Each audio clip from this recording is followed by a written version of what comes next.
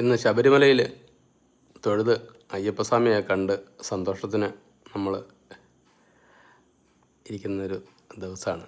അവിടുന്ന് നേരെ നടന്നു വന്ന് മാളികപ്പുറത്തമ്മയെ തൊഴാനായിട്ട് ഇങ്ങോട്ട് എത്തിപ്പെടുത്തിയൊരു വീഡിയോ ആണ് കേട്ടോ. മാളികപ്പുറത്തമ്മയെ കണ്ട് തൊഴുതാലല്ലേ ശബരിമല ദർശനം പൂർണ്ണമാവുകയുള്ളൂ.